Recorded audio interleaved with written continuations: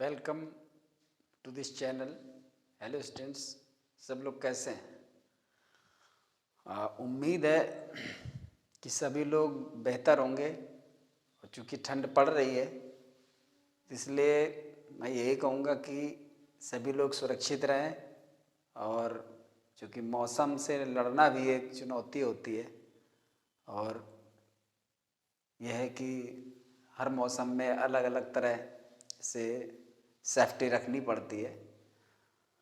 तो जैसा कि पिछली कक्षा में आपने पढ़ा क्लॉज एनालिसिस, और उसमें देखा था कि point A, point B, point C, यानी subject to a verb, object to a verb और ऑब्जेक्ट टू ए प्रीपोजिशन। मैंने उसको पढ़ाते वक्त ये बताया था कि अगर आप इसको नाउन क्लॉज को बेहतर ढंग से समझेंगे और फिर इसके बाद आपको एडजेक्टिव क्लॉज भी समझना है, फिर इसके बाद आपको एडवर्ब क्लॉज भी समझना है। तो शायद आपने ध्यान से सुना हो, मैंने कहा था कि ये तीनों क्लॉज समझने के बाद जब हम लास्ट में पहुंचेंगे तो मैं विश्वास दिलाता हूं कि आप कॉम्प्लेक्स सेंटेंस सीख चुके होंगे। कितनी बड़ी बात है, समझिए। जबकि कॉम्प्लेक्स सेंटेंस का बहुत बड़ा टॉपिक है और बहुत बड़ा मैटर है, लेकिन हो ये जाता है कि कॉम्प्लेक्स सेंटेंस बच्चे को इसलिए कठिन लगता है क्योंकि उसको डायरेक्ट पढ़ा दिया जाता है। सबसे पहले क्लॉज को डीपली पढ़ाना चाहिए, और जब तीनों क्लॉज डीपली आप पढ़ लेंगे, समझ लेंगे, तब आप समझ जाएंगे कि कॉम्प्लेक्स सेंटेंस कैसे बनेगा। फिर ये मैं जानता हूँ, ये मेरा विश्वास है कि फिर शायद किसी बच्चे को कॉम्प्लेक्स सेंटेंस कठिन नहीं लगता, बहुत इजी लगता है। तो सिर्फ आप मेरे साथ जुड़े रहिए, क्लॉज को स्टडी करते रहिए, और जब हम तीनों क्लॉज पढ़ चुकेंगे जो कि सबऑर्डिनेट के पार्ट हैं, नाउन क्लॉज, एडजेक्टिव क्लॉज और एडवर्ब क्लॉज, तो शायद फिर आपको कॉम्प्लेक्स सेंटेंस में कोई प्रॉब्लम नहीं होगी। लेकिन आप ध्यान से देखिए, तो हमारा जो डी पॉइंट होगा अब अगला, वो होगा कॉम्प्लीमेंट टू ए वर्ब। ये तो देखिए, हमने पढ़ा था क्या, सब्जेक्ट टू ए वर्ब। कोई क्लॉज वर्ब का सब्जेक्ट बनेगी, वो सबऑर्डिनेट क्लॉज होगी, वो नाउन क्लॉज भी होगी, और वो किसी सेंटेंस का पार्ट भी होगी।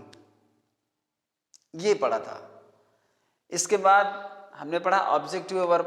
तो सब्जेक्ट टू ए वर्ब और ऑब्जेक्ट टू ए वर्ब को मैंने सब्स्टिट्यूट किया था और उसी में समझा दिया था। फिर हमने object to a preposition, preposition के ऑब्जेक्ट के रूप में हमने नाउन क्लॉज को देखा था, यानी सबऑर्डिनेट क्लॉज को देखा था। अब आप देखोगे किसी वर्ब का कॉम्प्लीमेंट की तरह वो कैसे काम करती है। फिलहाल यहाँ पर कॉम्प्लीमेंट को मैं शॉर्टकट में दे देता हूँ। कॉम्प्लीमेंट वो होता है जिसको पूरक कहते हैं, मतलब जो किसी सेंटेंस के सेंस को कंप्लीट करता हो उसको कॉम्प्लीमेंट कहते हैं। ये 7 प्रकार का होता है, मतलब 7 टाइप्स। इसको मैं किसी दिन लूंगा अलग ग्रामेटिकल टर्म्स में, जब उसकी डिटेल्स पूरी बताई जाएगी।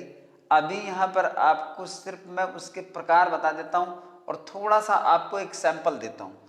तो पहला प्रकार है complement of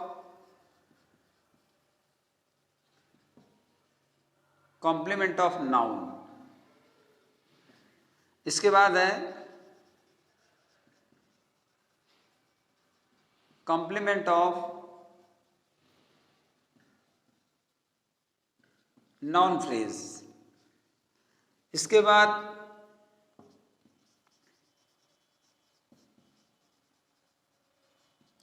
complement of adjective.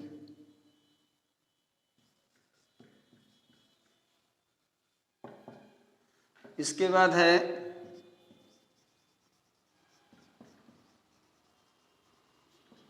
Complement of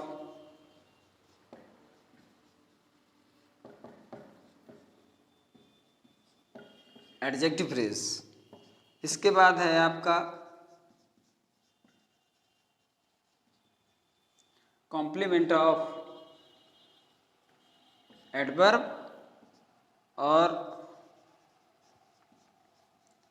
फिर है कॉम्प्लीमेंट ऑफ एडवर्बियल फ्रेज और लास्ट में है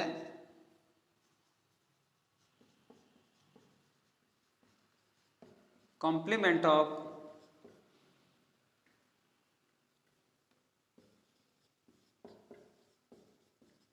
पास्ट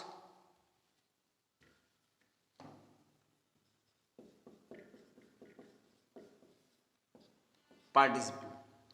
ये 7 टाइप्स के आपके कॉम्प्लीमेंट हैं, ये समझ लीजिए। कॉम्प्लीमेंट जनरली मैं कहता हूं बेसिक लेवल पर ये आपके कॉम्प्लीमेंट हैं जो जनरली हम इंग्लिश ग्रामर में पढ़ते रहते हैं और हमारे सामने ये चीज आती रहती है। कॉम्प्लीमेंट ऑफ नाउन, नाउन ऐसा वर्ड कोई होगा जो वर्ब को कंप्लीट करेगा, वर्ब के सेंस को कंप्लीट करेगा। Complement of noun phrase, noun phrase, phrase आपको मैं पढ़ा चुका हूं तो समझ रहे होंगे फ्रेज क्या होता है। वो नाउन फ्रेज होगा, एक से अधिक शब्द मिलकर नाउन का काम कर रहे होंगे और वो सेंटेंस को सेंस को कंप्लीट कर रहे होंगे। Complement of adjective, adjective complement होगा, जो एडजेक्टिव होगा वो सेंस कंप्लीट कर रहा होगा सेंटेंस का। कॉम्प्लीमेंट ऑफ एडजेक्टिव फ्रेज या एडजेक्टिवल फ्रेज भी कह देते हैं, मतलब एक से अधिक शब्द मिलकर के एडजेक्टिव का काम कर रहे होंगे और वो सेंटेंस के सेंस को कंप्लीट करेंगे। Complement of adverb, adverb complement यानी कि कोई एडवर्ब होगा जो सेंटेंस के सेंस को कंप्लीट करेगा। Complement of adverbial phrase, adverbial phrase यानी एक से अधिक शब्द मिलकर के एडवर्ब का काम करेंगे और वो जो है सेंटेंस के सेंस को कंप्लीट करेंगे। और complement of past participle, past participle यानी वर्ब की थर्ड फॉर्म जो एक एडजेक्टिव वो भी होता है और इस तरह से वो आकर के सेंटेंस के सेंस को कंप्लीट करेंगे। तो let us look at a example for complement. Complement के लिए यहाँ पर एक एग्जांपल देख लेते हैं, क्योंकि देखो होता ये है कि जैसे मुझे क्या, मैं तो ध्यान रखता हूँ बल्कि हर किसी को इस बात का ध्यान रखना चाहिए कि अगर हम कोई चीज़ पढ़ रहे हैं तो उसमें अगर कोई भी टर्म्स आता है, कोई भी टर्म्स आता है, क्योंकि हमें मालूम क्लास लगी हुई है, बच्चे बैठे हैं, उनमें भी हर बच्चे का लेवल, हर बच्चे का IQ एक जैसा नहीं होता, या कोई बच्चा कहाँ से क्या पढ़ के आया हमें पता नहीं होता। मान लीजिए हमारे पास 60 स्टूडेंट्स की क्लास है, उसमें से 30 स्टूडेंट्स कॉम्प्लीमेंट जानता है, ठीक है, जो विधिवत पढ़ा है। उसमें से 10 स्टूडेंट्स ऐसे हैं जिन्होंने कॉम्प्लीमेंट सुना है, उसमें कुछ ऐसे स्टूडेंट्स हैं जिन्होंने कॉम्प्लीमेंट सुना भी है और थोड़ा थोड़ा याद भी है कि हाँ किसी ने बताया था।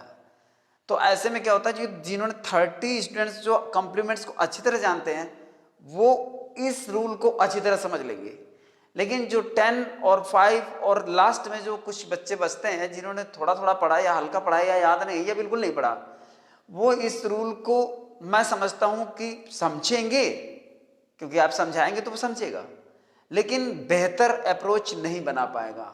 मैं पॉइंट की बात कर रहा हूं। और जहां तक अगर स्टूडेंट के लिए ये बात है तो वो बेहतर इस बात को सपोर्ट करेगा कि ये बात सच है। ये बच्चा भी नहीं जान पाता है कि मैं क्यों नहीं समझ पाया, वो सामने वाले पर ब्लेम कर देता है कि लगता टीचर समझा नहीं पाया, मैं क्यों नहीं समझ पाया, और यही डिफरेंस कर देता है बच्चों की क्वालिटी पर। इसलिए एक रिस्पॉन्सिबिलिटी हमारी बनती है कि हम जो भी हमारे पास डिवाइस यहाँ पर आए, जो टर्म्स आए, सबसे पहले उसको एक्सप्लेन करना जरूरी है। अगर वो एक्सप्लेन कर दिया जाएगा तो शायद सारे बच्चे, अब जिसका लेवल बिल्कुल नीचे ही है या जो सिर्फ बैठा है सुन रहा है लेकिन समझ नहीं रहा है, या अलग अलग मतलब IQ के बच्चे होते हैं, सबकी गारंटी नहीं ली जाती, लेकिन 60 स्टूडेंट्स में से कम मान लीजिए 50 स्टूडेंट्स से 55 स्टूडेंट्स जो पढ़ना चाहते होंगे, जो नहीं पढ़ना चाहते उनको तुम कुछ भी ला के दे दो वो नहीं पढ़ेगा, वो एक अलग बात हो गई। लेकिन जनरली मैं कहता हूं कि अगर उस टर्म्स को समझा दिया जाए तो जो बच्चा पढ़ना चाहता है और सुनना चाहता है और जानना चाहता है कि मुझे ये चीज़ आनी चाहिए, वो आके ही रहेगी। क्योंकि अगर कॉम्प्लीमेंट ना समझा जाए, कॉम्प्लीमेंट टू ए वर्ब है, सीधे मैं सेंटेंस लिखता और मैं बता देता कि देखिए ये कॉम्प्लीमेंट है, लेकिन कुछ बच्चों को कॉम्प्लीमेंट ही पता नहीं होगा तो वो इस रूल से बिल्कुल बाहर चला जाएगा, ये पकड़ नहीं पाएगा उस सेंटेंस को। इसलिए मैंने यहां पर कॉम्प्लीमेंट को थोड़ा सा डिस्कस किया है। तो कॉम्प्लीमेंट को थोड़ा सा देख लेते हैं। जैसे his father named his son, उसके पिता ने अपने बेटे का नाम रखा या नाम दिया या नामकरण किया। नेम माने नाम रखना, नाम देना, नामकरण करना। उसके पिता ने अपने बेटे का नामकरण किया। इस वाक्य को अगर हम देखें तो सेंस में कंप्लीट नहीं है, ये इनकम्प्लीट सेंस है। जैसे हम ये कह दें द टीचर मेड हिम, अगर हम इसको देखें तो ये भी आपका सेंस में कंप्लीट नहीं है। जैसे हम ये देखें I found him, I found him, अगर इसको भी देखें लॉजिकली तो ये भी सेंस में कंप्लीट नहीं है। भाई मैंने उसको पाया,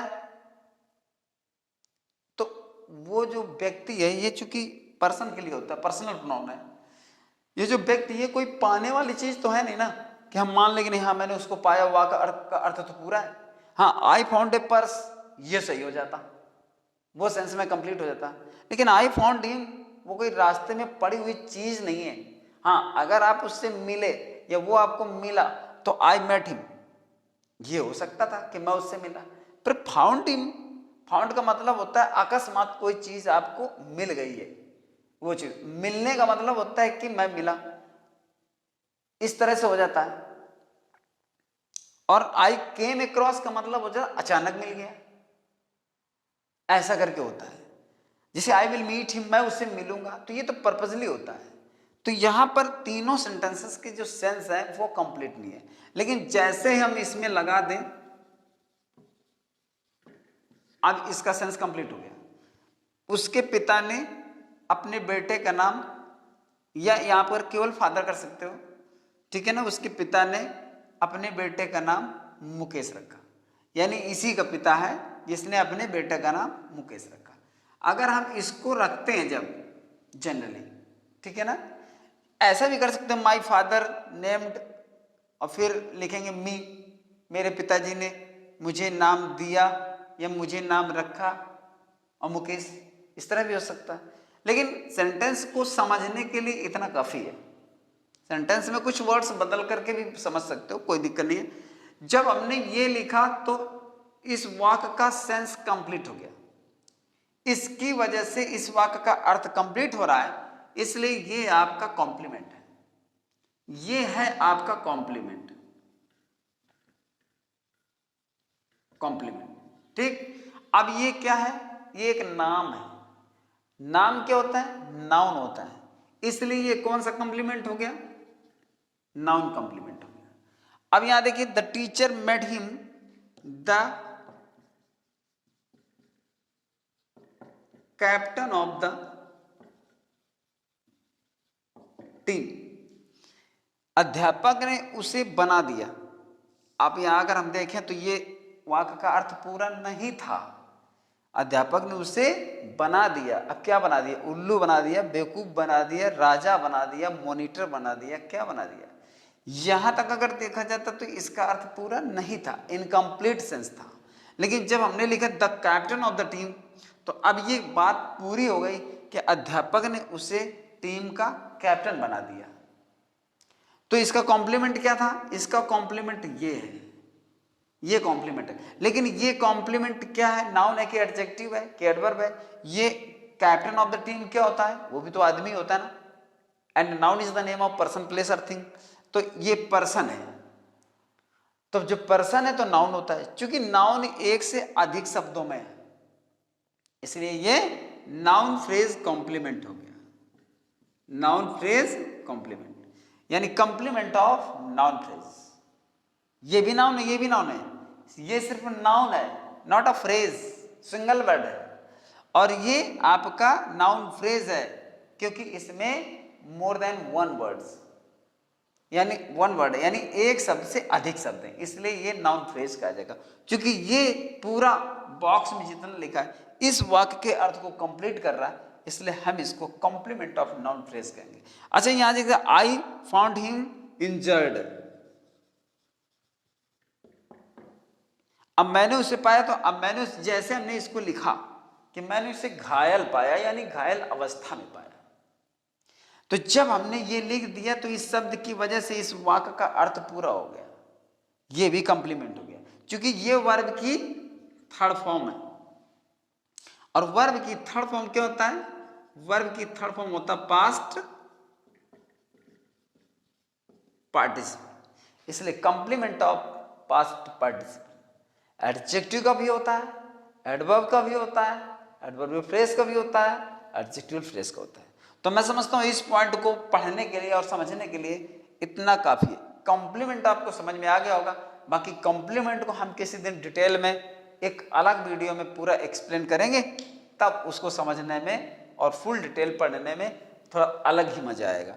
फिलहाल इसको यहाँ पर खत्म करते हैं और जिस पॉइंट पर हम आगे बढ़ रहे हैं उसी पॉइंट पर हमको चलना चाहिए। तो अब आते हैं compliment to a verb.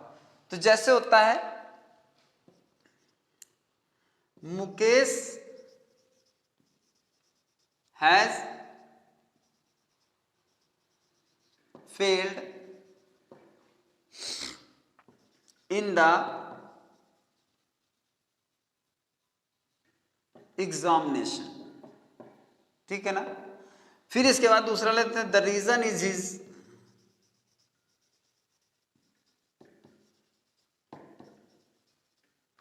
Carelessness.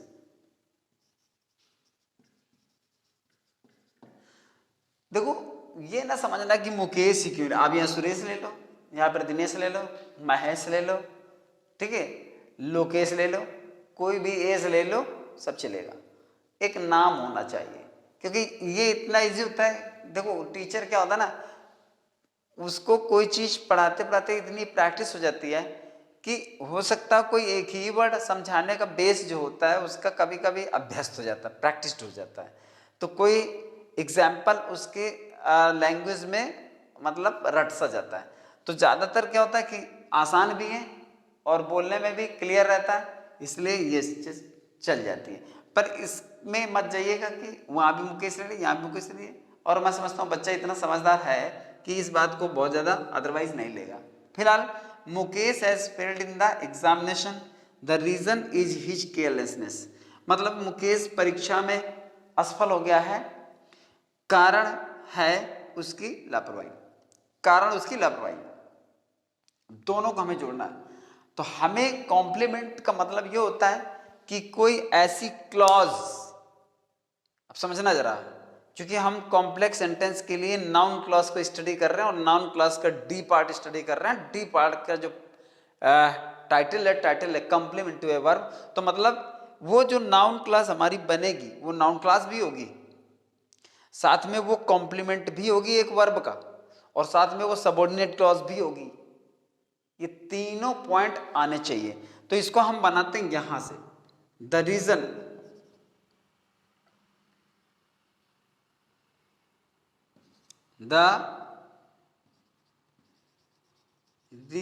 Of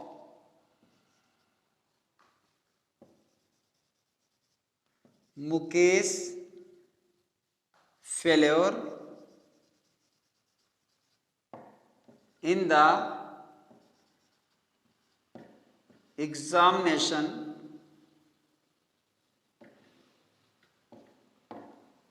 is that he is careless.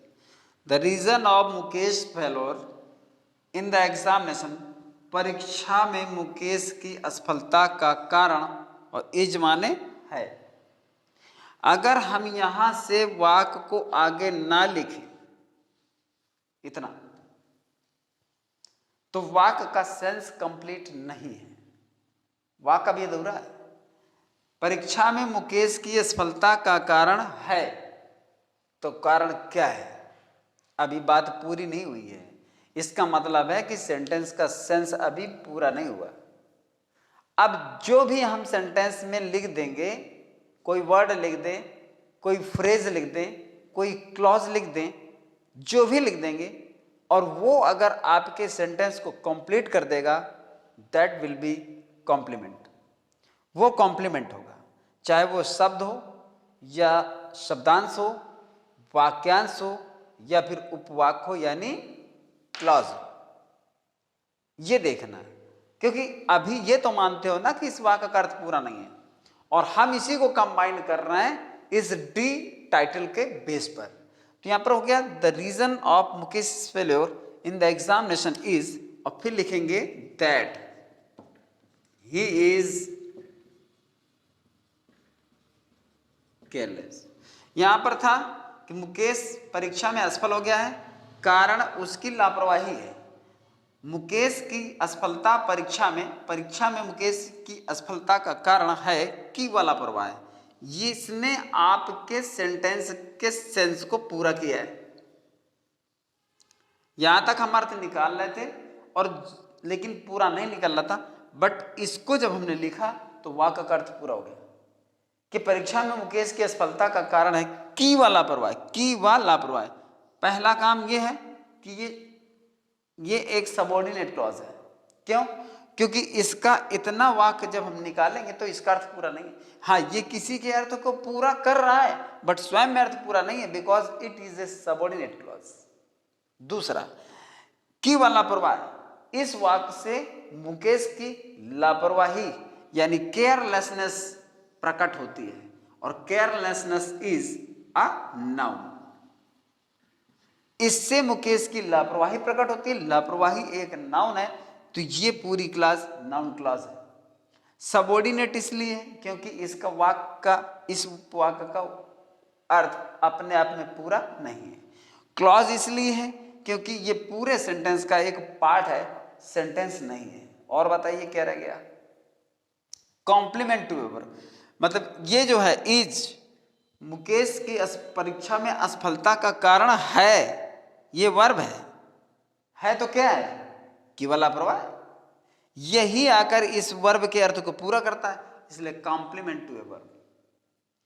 क्योंकि ज्यादा एक्सप्लेन करना ठीक नहीं, वीडियो बहुत बड़ा हो जाएगा, और मैं समझता हूं कि जो कुछ इसमें था वो मैंने सब निकाल के रख दिया है। फिर भी कुछ रह जाता है तो कमेंट बॉक्स आपके लिए रेडी है, और वो अक्सर खाली भी रहता है, ठीक है? तो उसको भी भरना आपकी जिम्मेदारी है। कमेंट बॉक्स अगर खाली रहेगा तो उसकी वैल्यू खत्म हो जाएगी, क्योंकि हर एक की वैल्यू बनाए रखना चाहिए। और अगर किसी चीज की वैल्यू आपके द्वारा बननी है, आप किसी की वैल्यू बढ़ा सकते हैं, तो फिर आपको पीछे नहीं रहना चाहिए। क्योंकि देखिए, बहुत किसी की वैल्यू बढ़ाने में भी वैल्यू बढ़ती है, ये भी समझ लीजिए। तो कमेंट बॉक्स की वैल्यू तुम पर डिपेंड करती है कि आप उसको भरिए, अक्सर खाली रहता है, ठीक है? तो यहां पर ये हो गया कॉम्प्लीमेंट टू ए नाउन। अब हम चलते हैं कि case in E number point है, केस इन एपोजिशन।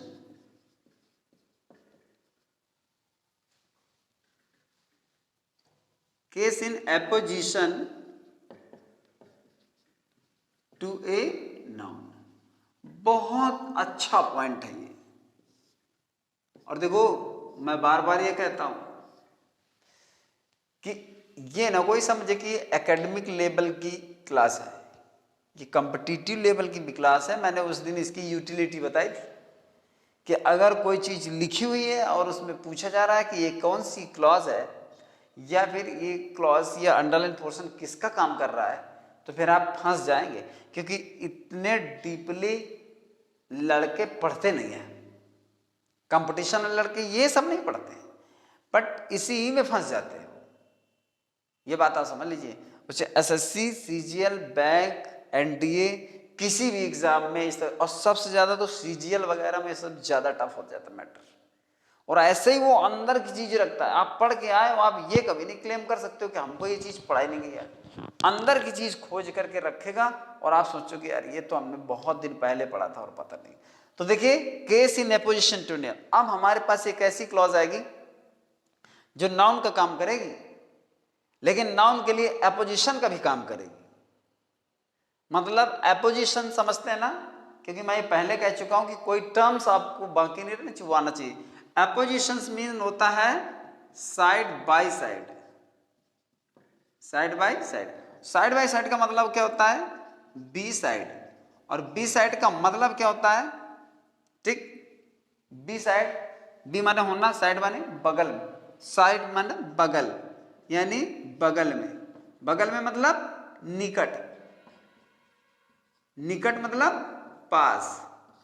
अब इससे ज्यादा इजी एक्सप्लेनेशन आपको नहीं चाहिए, क्योंकि मैं समझता हूं कि मतलब इतना लो लेवल नहीं होता स्टूडेंट का, सब कुछ समझ जाता है। Apposition side by side, side by side B side, और बी साइड मतलब बगल।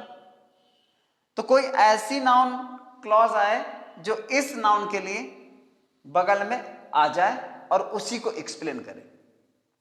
मतलब मान लीजिए ये कोई नाउन है, कोई भी नाउन है, ठीक, कोई भी नाउन है, कुछ भी यहां पे लिखा, ये नाउन है आपका। अब कोई एक क्लॉज आए जो इसको एक्सप्लेन करे, लेकिन आए इसके बगल में, ये जो बताए वही ये हो, या जो ये है वही ये हो, इसको कहते हैं एपोजिशन टू ए नाउन। लेकिन यहां क्लॉज आनी चाहिए, क्लॉज, वो भी नाउन क्लॉज होनी चाहिए, साथ में सबऑर्डिनेट क्लॉज होनी चाहिए, साथ में वो सबऑर्डिनेट का मतलब उसका वाक्य का अर्थ अपने आप में पूरा नहीं होना चाहिए, ठीक है ना, ये चीज होना चाहिए, और वो इसी की व्याख्या करे, लेकिन हो बिल्कुल बगल।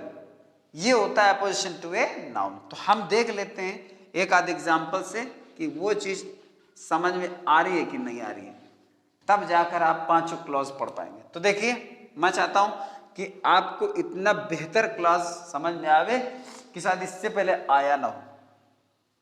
तो जैसे हम कहते हैं ही इज डेड, ठीक, पहला सेंटेंस। दूसरा हम कहते हैं दिस न्यूज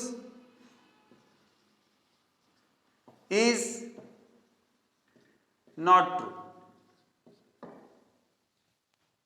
अब ये दो सेंटेंस हो गए, और दोनों सेंटेंस में आपको कॉम्प्लेक्स बनाना है। देखिए कॉम्प्लेक्स जब पूछा जाता है या कॉम्प्लेक्स बनाया जाता है, तो चाहे वो बोर्ड एग्जामिनेशन हो या कोई कंपटीशन का एग्जाम हो, उसमें ये नहीं कहता है कि इसमें आप कॉम्प्लेक्स इस लेवल से, इस रूल से, इस क्लॉज में बनाइए, ऐसा नहीं कहता है। सीधे वो ब्रैकेट में लिख देगा कॉम्प्लेक्स बनाइए।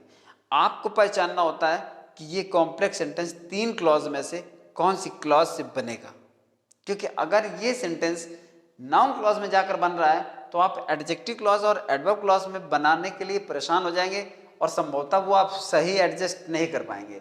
इसलिए क्लॉज पढ़ना जरूरी होता है कि जब आप क्लॉज पढ़ चुके होते हैं तो दोनों सेंटेंस को आइडेंटिफाई करके ये पता कर लेते हैं कि ये किस क्लॉज का सेंटेंस है, और झट से आप उस सेंटेंस को उसी क्लॉज में जाकर के बना देते हैं। तो यहां पर देखिए ही इज डेड, वो मर गया है, this news is not true, ये खबर सत्य नहीं है, तो हम बनाएंगे द न्यूज। हालांकि यहां पर आप चाहे तो the news is not true ऐसा भी कर सकते हो, खबर सत्य नहीं है, और यह खबर सत्य नहीं है। यह खबर कौन सी, ये वाली खबर, क्यों मर गया, तो द न्यूज, यहां कॉमा लगाई, फिर लिखेंगे दैट ही इज डेड, और फिर लिख देंगे इज नॉट ट्रू। इसमें क्या होता है, इस प्रोसेस में प्रिंसिपल क्लॉज स्प्लिट हो जाती है। स्प्लिट मतलब बीच से कट हो जाती है, टूट जाती है, बीच में सबऑर्डिनेट क्लॉज आ जाती है। स्प्लिट हो जाती है और बीच में सबऑर्डिनेट क्लॉज आ जाती है। प्रिंसिपल क्लॉज दो भागों में हो जाती है। वह ये ना समझ रहे कि प्रिंसिपल क्लॉज कहां चली गई, the news is not true, तो ये आपकी प्रिंसिपल क्लॉज है। ये ऐसा भी संभव है कि प्रिंसिपल क्लॉज स्प्लिट हो जाती है, तो the news is not true. अब खबर सत्य नहीं है, कौन सी खबर, कि वो मर गया है, ये आपकी सबऑर्डिनेट क्लॉज है। अब देखते हैं कि case in apposition to a noun कैसे है। ये एक नाउन है, कोई इंफॉर्मेशन हो, कोई न्यूज हो, कोई भी खबर, कोई भी घटना, कोई भी इवेंट, कोई भी इंसिडेंट, वो न्यूज होता है, वो नाउन होता है। तो ये भी एक नाउन है, ठीक। अब कह रहे कि एपोजिशन टू ए नाउन, और इस नाउन के बगल में एक ये नाउन है। ये नाउन कैसे है कि वो मर गया है, इसमें भी एक इंफॉर्मेशन मिल रही है, किस बात की, उसकी डेथ की। तो अगर पूरा कलेक्टिव करके अगर दिए गए शब्द, ठीक है ना, हम मिक्स्ड कर दें और मिक्स्ड करने के बाद कोई चीज निकालें तो निकल के आएगा डेथ। कैसे, जैसे हम मान लीजिए लिख दें नॉट बैड, नॉट बैड। अगर हम नॉट बैड को एक शब्द में कहें तो क्या कहें, गुड। मतलब होता है कभी कभी, समझने के लिए इन प्रोसेस को हमें थोड़ा सा अपनाना पड़ता है कि हम किसी चीज को समझने का एक बेस बना करके कैसे चलें जिससे हम दूसरी बात समझ सकें। तो अगर इनको हम मिक्स कर दें तो एक चीज बन जाएगी।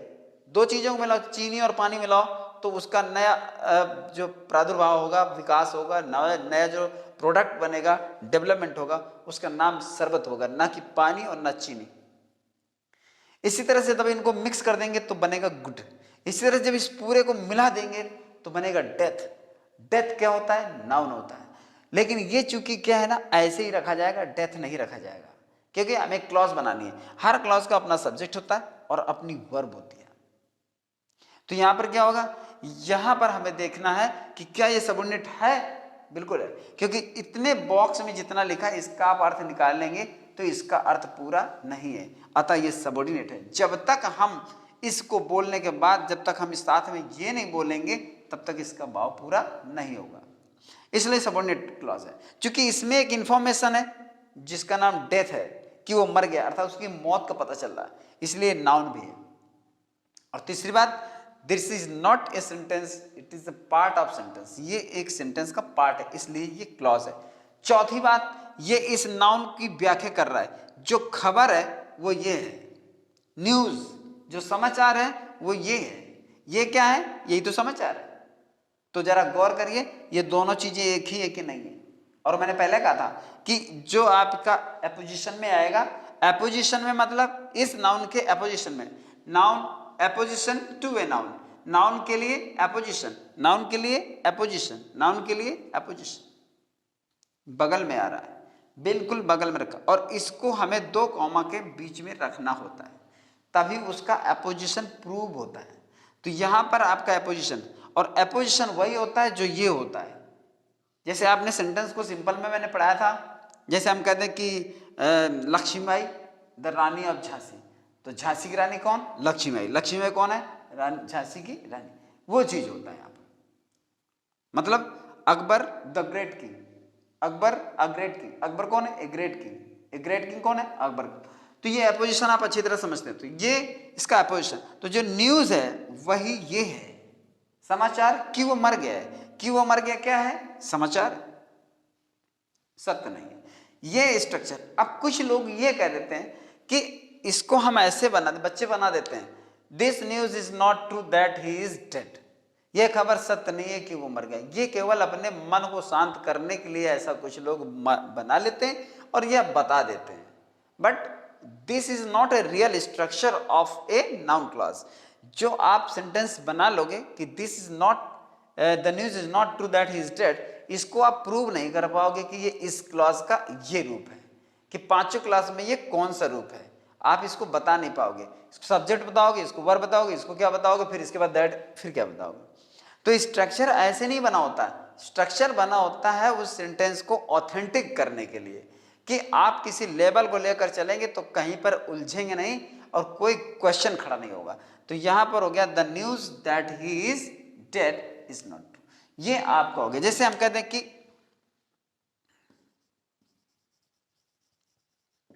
Gandhi ji is the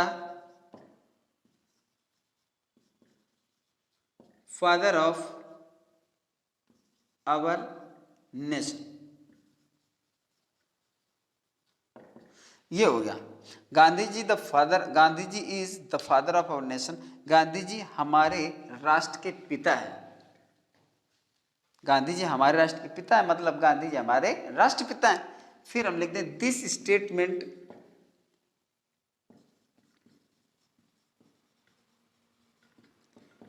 statement is true, और ये कथन सत्य है।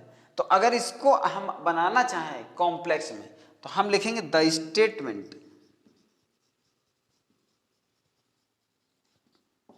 स्टेटमेंट, फिर कॉमा लगाइए, फिर लगाइए दैट, फिर लगाइए गांधी जी,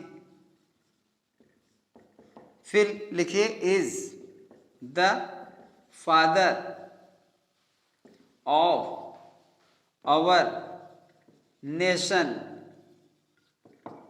ठीक, the statement that Gandhi ji is the father of our nation, और फिर आप कॉमा लगा कर लिख दीजिए इज ट्रू। ये कथन कि गांधी जी हमारे राष्ट्रपिता हैं सत्य है। तो ये स्टेटमेंट सत्य है, ये प्रिंसिपल क्लॉज है।